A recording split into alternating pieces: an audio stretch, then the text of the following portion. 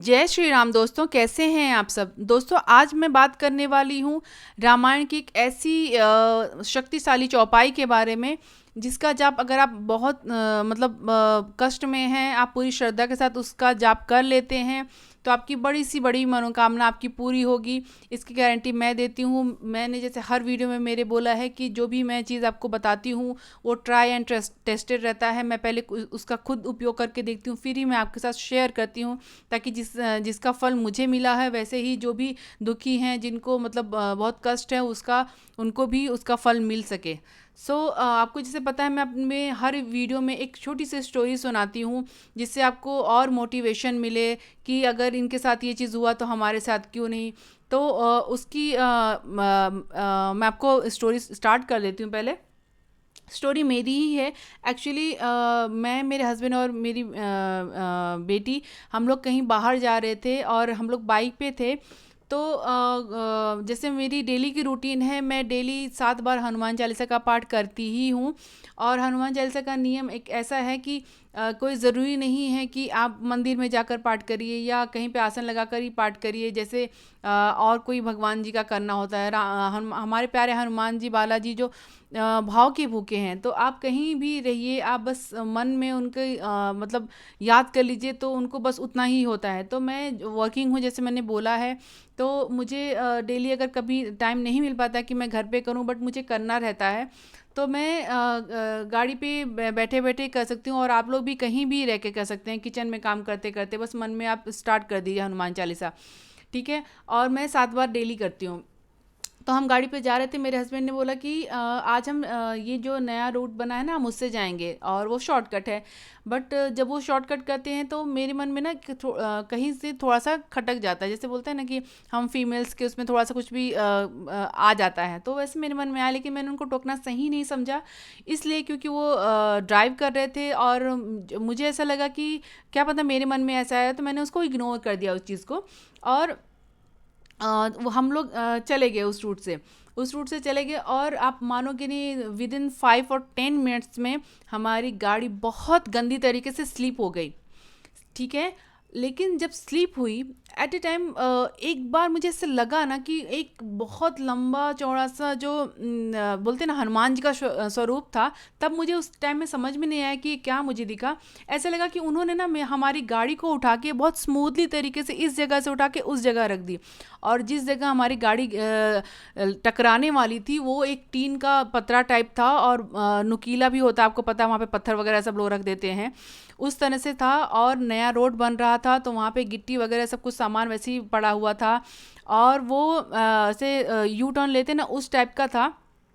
तो इस तरह से मैं बोलूँ कि 3-4 ऐसी चीज़ें वहाँ पे थी जिससे हमको बहुत गंदा चोट लग सकता था। और मुझे ऐसा लगा ना थोड़े टाइम के लिए कि मैं सदमे में हूँ, मुझे समझ में नहीं आया था कि मैं क्या चल रहा है। और उतने देर में इतनी भीड़ लग चुकी थी हम लोग को देखने के लिए, और सब लोग देख यही सोच रहे थे कि इतनी बुरी तरीके से गाड़ी स्लिप हुई, लेकिन उन लोग को जरा खरोच भी नहीं लगी। ठीक है। तो वो हमारे प्यारे बालाजी का ही वो था। और मुझे उसके बाद जब मैं थोड़ा सा सेटल हुई, तब मुझे ध्यान में आया कि अच्छा, वो हमारे हनुमान जी थे। ठीक है। तो अब चलिए मैं उस महा उपाय का आपको बताती हूँ कि वो क्या करना है। ये रामायण की एक चौपाई है जो किष्किंधा कांड क्या है। जब हमारे प्रभु श्री राम जी ने हनुमान जी से कहा कि तुम लंका जाओ और वहाँ पे सीता किस उसमें परिस्थिति में है और रावण के यहाँ क्या चल रहा है, उनकी क्या उनको सब अंदाज़ा लगाने के लिए बोला था। तब हनुमान जी थोड़े से चिंतित हो गए थे कि उनको एक ऋषि ने श्राप दिया हुआ था कि वो जब उनको चाहिए रहेगा तब वो उनकी वो शक्ति भूल जाएंगे, लेकिन अगर किसी ने उनको याद दिलाया तो उनकी शक्तियाँ उनको वापस से याद आ जाएंगी। तो वहाँ पे जामवंत जी ने उनको एक चौपाई के जरिए उनको याद दिलाया कि आप जो कर सकते हो इस जगत में कोई नहीं कर सकता, आप इतना शक्तिशाली जगत में कोई नहीं है। ठीक है। तो वो चौपाई इस तरह से है। कवन सो काज कठिन जग माही, जो नहीं होई तात तुम पाही। ठीक है। ये गोस्वामी तुलसीदास जी का लिखा हुआ चौपाई है। और इस चौपाई का अगर आप 108 बार जाप करते हो तो आपका बड़े से बड़ा जो तकलीफ़ है या कष्ट है या कोई बीमारी है, कुछ भी है, वो आपकी ख़त्म हो जाती है। बस एक चीज़ आपको ध्यान में रखना है कि आपको पूरी श्रद्धा के साथ करना है, पूरे भाव के साथ करना है, पॉजिटिविटी के साथ करनी है कि ये होगा ही होगा। मन में कभी भी ये मत लाएगा कि बस मैं कर रही हूँ या कर रहा हूँ ये सोच के कि मतलब करना है इसलिए नहीं। आप ये सोचिए कि मैं ये चीज़ कर रही हूँ तो मुझे उसकी 110% उसका रिजल्ट मुझे मिलने वाला है, और उसके बाद आप देखिए कि मिरेकल होगा। ठीक है, आपको क्या करना है, आप जैसे मैंने बोला कि आपको डेली आप जो रूटीन करते हो पूजा का वैसे आप कर सकते हो। आपके पास हनुमान जी का एक फ़ोटो होना चाहिए, राम दरबार की एक फ़ोटो होनी चाहिए। आप नैवेद्य में गुड़ चना ले सकते हैं, आप किशमिश का प्रसाद दिखा सकते हैं उनको, या आप हमारे प्यारे हनुमान जी को बेसन का लड्डू पसंद है, बूंदी का लड्डू पसंद है, वो रख दीजिए। और उसके बाद आप जो उनका पीला सिंदूर होता है उससे उनके चरणों में रख दीजिएगा। आप टच नहीं करना चाहते तो आप उनके चरणों में ऊपर से डाल दीजिए, और एक पिता या भाई के स्वरूप में उनको आप देखिए, फिर आप उनको टच भी कर सकते हैं। ठीक है, उसके बाद आपने एक बार राम स्तुति कर लीजिए, नहीं तो राम रक्षा स्तोत्र का पाठ कर लीजिए, नहीं तो अगर आपके पास नहीं है कोई बात नहीं, आप 108 बार श्री राम जी का चैट कर लीजिए। जैसे श्री राम जय राम, श्री राम जय जय राम। आप काउंटिंग के लिए बादाम रख सकते हैं, या मिश्री ले लीजिए या फूल ले लीजिए, जो भी आपके पास है, आपको मतलब इजी रहेगा अगर आपके पास माला नहीं है तो। ठीक है, उसके बाद आप 7 बार हनुमान चालीसा का पाठ कर लीजिए, एक बार बजरंग बाण का पाठ कर लीजिए अगर बहुत कष्ट है तो, नहीं तो बजरंग बाण अवॉइड करिए।